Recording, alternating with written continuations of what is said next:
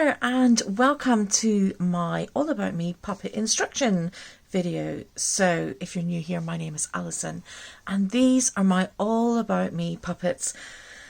Now it's getting into the winter months and I've missed the catch for this year's back to school, but this is worth getting for next year.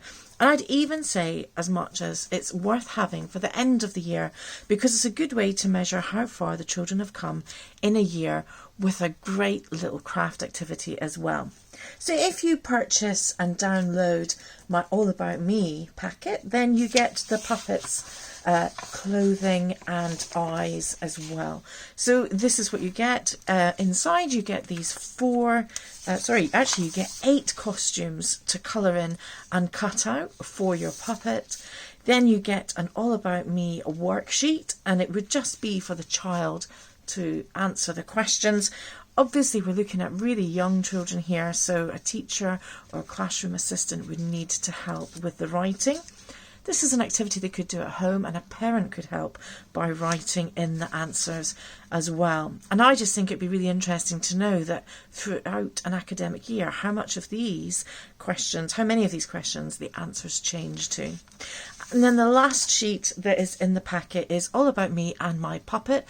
And this is to help the children become a little bit more creative. So they need to think of a name for their puppet, and they need to think of answers to the questions as well. So you could do this sheet all on its own and not the other one.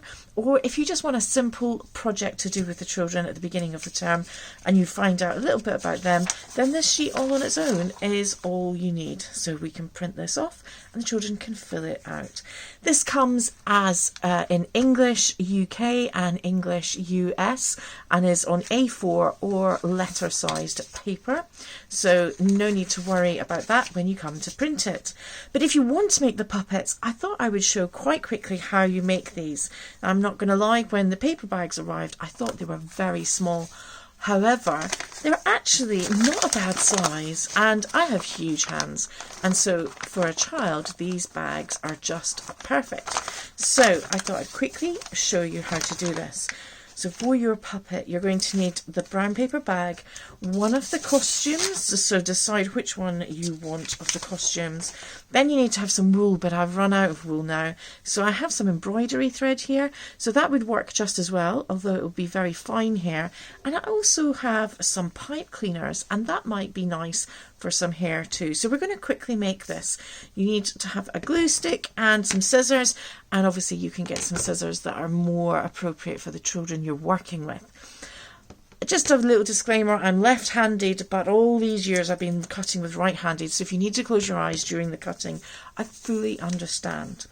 So we're going to start off with our brown paper bag with the bottom of the bag facing upwards, so because that is the head of our puppet.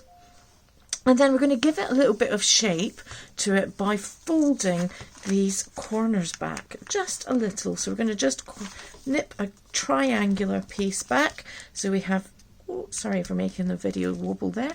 So we've got 2 little pieces coming back like this, and instantly we've got more of a face to our puppet. Now it lends itself to make this the nose for our puppet.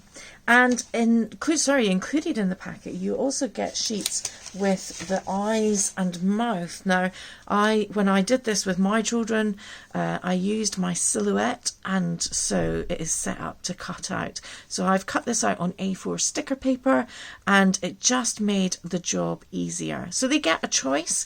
Each child gets an opportunity to have, I think, 2 mouths and a choice of several eyes.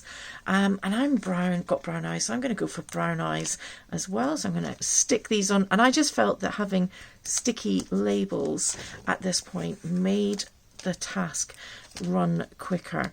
But if you're not able to cut stickers, then just print it out on paper, and you can get the children to cut it out, or you may want to pre-cut them. Okay, so we're going to open the mouth up. This is going to be the mouth in here, and we're going to pop the tongue in the mouth in this way, and there we go. It doesn't have to be perfect, it just has to be on. And so now we've got a mouth, a flap that opens, and a mouth, and they could draw in a nose if they wanted to add some more. And then you want to add in your hair, And so I'm just going to use these pipe cleaners that I've got, that I have lying around at the moment, for my hair today, because I thought it might make a bit of a difference. And what's quite cool is because they're wire, you can style them a little bit. So we can give this one some crazy hair by winding it round our finger and letting the wire go. There we go. So I shall quickly do this and hopefully not take too long. This is very crazy hair, but I think it will just add to the process and make our puppet look a little bit different.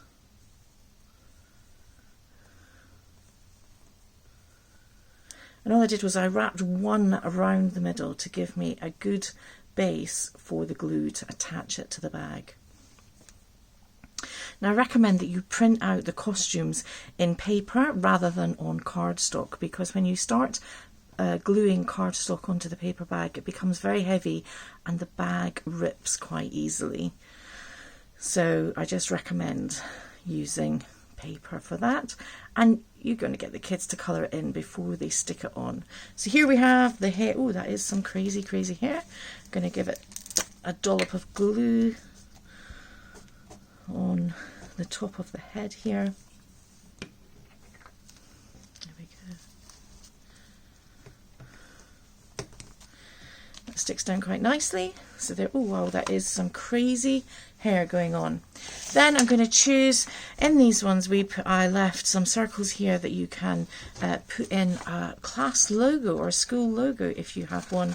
I know that in the UK our children generally go to school with a uniform on, and they would be wearing a logo for their school.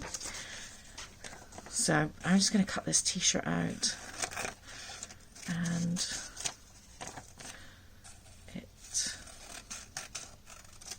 very simple. As I say, I'm sorry for the left-handedness, and I hope it's not too scary.